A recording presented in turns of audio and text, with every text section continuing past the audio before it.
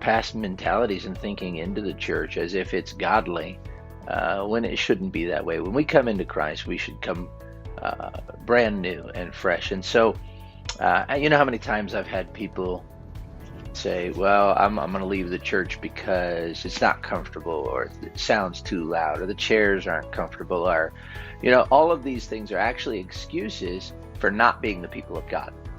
When you're the people of God, you don't allow anything to separate you from the love of God. Not the heat.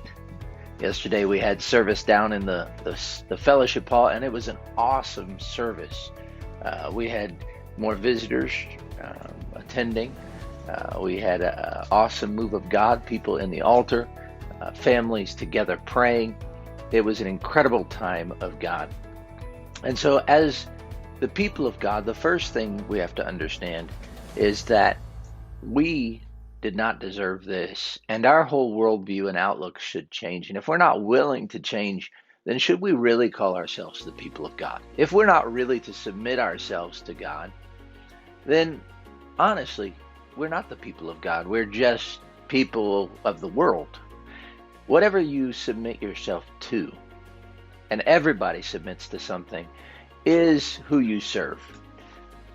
In Hebrews chapter 4, or Hebrews chapter 11, verse 25, it says that Moses, choosing rather to suffer affliction with the people of God than to enjoy the pleasures of sin for a season, esteemed the reproach of Christ. And so when we talk about this, Moses, who was raised in the household of Pharaoh, raised by Pharaoh's daughter, had access to all the pleasures of the world. Egypt was always a typology of the world. Moses chose not to live that. Moses chose instead to suffer alongside his brethren, choosing rather the identification of the people of God. It says, continue to say, esteeming the reproach of Christ greater than the riches and the treasures of Egypt, for he had respect unto recompense of the reward. By faith he forsook Egypt, not fearing the wrath of the king, for he endured, and seeing him who is invisible. All right.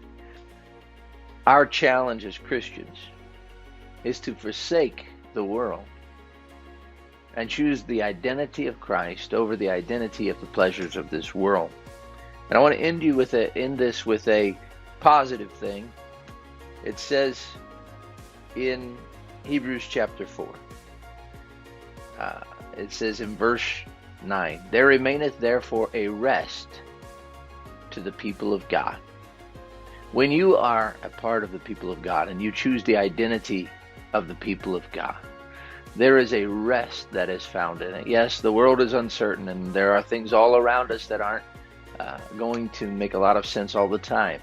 But there is a peace that passes all understanding, a rest that awaits us, a rest that is our reward as his children. And so today I want to encourage you, be the people of God. Don't just talk about it. Don't just go to a building. Don't just have a religion, but instead have a true identity